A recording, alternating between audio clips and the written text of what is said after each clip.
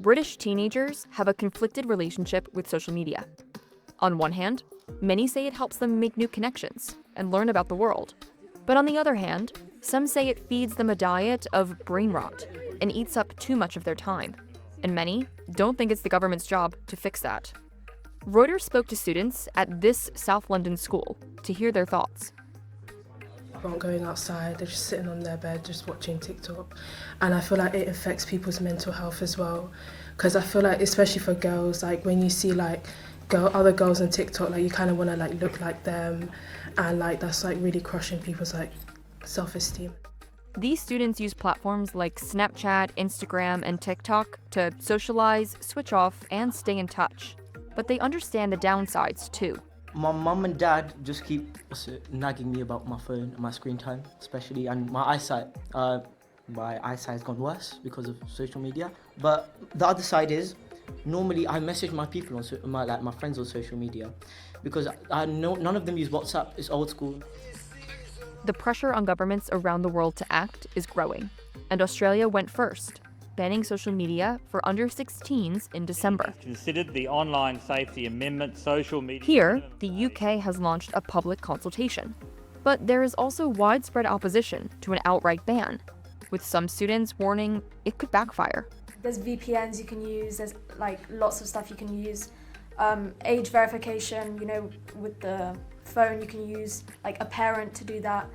So it works in theory, but if the government were to enforce it, I feel like there's still a lot of kids that would be able to use social media without like any consequences. Some psychologists and researchers say there is no proof that a ban would work, and that there could be unintended consequences, like marginalized young people feeling more isolated. The students here are skeptical of a ban too.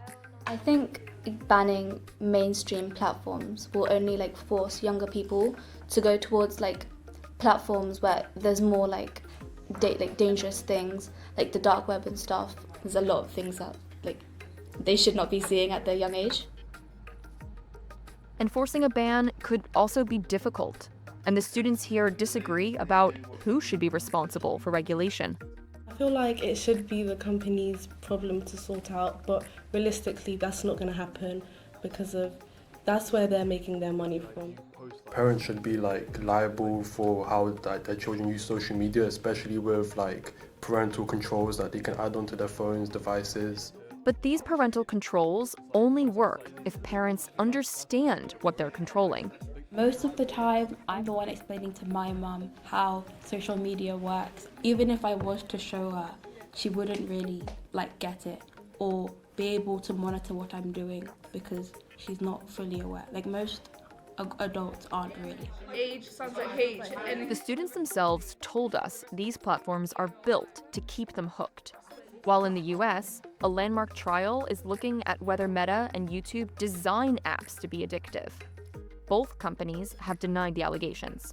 TikTok, Instagram, and Snapchat all have safety, privacy, and security tools and features for teenage users. Doom scrolling is an issue on its own, but it's also the content that you see sometimes. It really does have such a bad effect on little kids, the attention span, everything.